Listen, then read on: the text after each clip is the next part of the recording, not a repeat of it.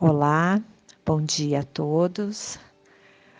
Hoje, domingo, 25 de abril, cá estamos, trazendo mais um áudio em substituição às nossas palestras, para que, diante daquilo que escutamos, possamos fazer as nossas reflexões e encaminhar da melhor forma a nossa vida.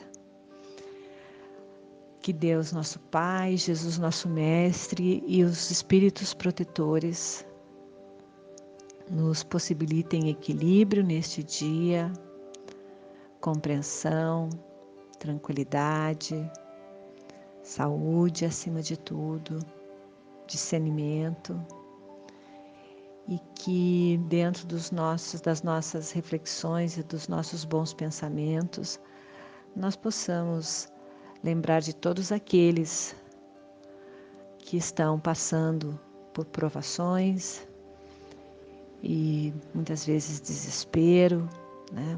Que toda essa situação a qual nós estamos vivenciando, ela seja futuramente de mais aprendizado. Obrigada, Pai. E agora nós seguimos com Pensamentos que Ajudam, do livro de José Carlos de Luca. E o título de hoje é Três Portas.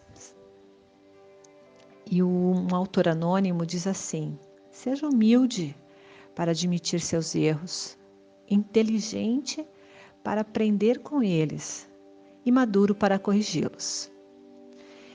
Esse pensamento tão simples e sábio, ele nos chama atenção para as três virtudes importantes diante dos inevitáveis erros que todos nós cometemos ao longo da vida: humildade, inteligência e maturidade. E este roteiro, ele é capaz de transformar o erro em degrau de crescimento e não fazer dele um presídio de fracassados. Será que, porventura, já não estamos presos? Se a resposta for positiva, chegou a hora de sairmos da prisão. E para sair dela, nós precisamos passar por três portas. Vamos a elas. A primeira delas é a porta da humildade. A humildade para reconhecer os nossos erros. O que geralmente trava essa porta é o orgulho, que tenta nos tirar qualquer responsabilidade sobre os nossos desafios, nossos problemas. É claro que nem tudo é da nossa responsabilidade, mas naquilo que for, é preciso ter humildade para reconhecer os nossos equívocos. A humildade nos ajuda a diminuir os efeitos da vergonha, pois ela não faz ver que não somos perfeitos, que não temos todas as habilidades, nem todos os saberes. Aliás, ninguém tem. Mas o nosso orgulho se recusa a admitir isso. E por tal razão, Jesus falou que os orgulhosos seriam rebaixados. E nós sempre nos achamos lá no alto, não é? A humildade nos tira das alturas e nos põe os pés no chão. Aliás, a palavra humildade tem sua raiz etimológica no vocábulo grego humus, que significa terra. Humilde, portanto, é aquele que não se sente superior a ninguém, pois ele tem os pés no chão. Como espíritos em construção, ainda temos uma boa parcela de inabilidade e ignorância, o que não é nenhum demérito. Isso não nos diminui, pois o erro não nos define. O erro é apenas uma fotografia que retrata a nossa condição em um determinado momento da existência, mas que não pode e não define aquilo em que poderemos nos transformar segundos depois. Depois de passarmos pela porta da humildade, ufa, né? Já fizemos um grande avanço. Estaremos diante da porta da inteligência. e não nos será exigido qualquer conhecimento acadêmico. Basta a reflexão sobre o que aprendemos com os nossos erros. A maioria de nós costuma apenas ficar se remoendo em culpas pelos equívocos cometidos. Somos humanos. Não adianta. Não adianta muito, pois a culpa costuma nos deixar na prisão. Jesus afirmou que a verdade nos liberta. Então, qual é a verdade sobre o nosso erro? O que nos levou a cometê-lo? Que motivações internas tivemos para agir daquela forma? Não são perguntas tão fáceis de serem respondidas, pois exigem uma certa introspecção, mas são fundamentais, porque funcionam como uma endoscopia da alma, sem a qual ficaremos sem o diagnóstico dos nossos males e, portanto, sem chances de cura. No autoconhecimento está a chave que nos liberta dos problemas e nos faz progredir e melhorar nesta vida. Isto está lá nas questões 919 e 919A do Livro dos Espíritos, de Allan Kardec, onde o tema do autoconhecimento ele é abordado de forma magnífica. Seguindo, com o texto de De Luca, quando deixamos a sonda mostrar o que carregamos por dentro, chegamos às mais diversas conclusões, sendo as mais comuns. Agimos por imprudência, agimos por inexperiência, por insegurança, por desatenção, às vezes por medo e pela inveja, ou mesmo por falta de sensibilidade em relação ao outro, né? A gente esquece de se colocar no lugar do outro em alguns momentos, pensando se a gente queria ouvir ou ler determinadas situações e aí deixamos passar.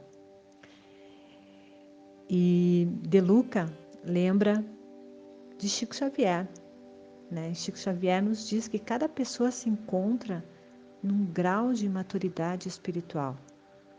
E ainda diz assim que ele diz que não creio que alguém haja deliberadamente no mal. Os nossos erros são oriundos de nossas limitações. Isso está lá em Orações de Chico Xavier, por Carlos Bacelli. Então, depois de olharmos para as pedras nas quais tropeçamos, estaremos mais atentos quando elas surgirem outra vez. E vão surgir. E além das pedras, muitas vezes, né, nós temos aquelas montanhas imensas, né, que são os obstáculos, que não são transportados ou a gente não consegue superá-los num dia, num mês. Alguns de nós, muitas vezes, leva anos, ou muitos, às vezes, nem conseguem resolver, ultrapassar esses obstáculos uma única vida.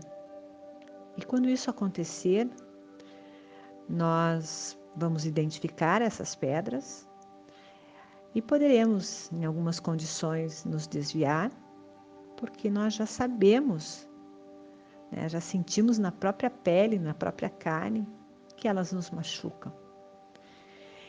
E aí nós chegamos na terceira porta, que nos põe definitivamente em liberdade.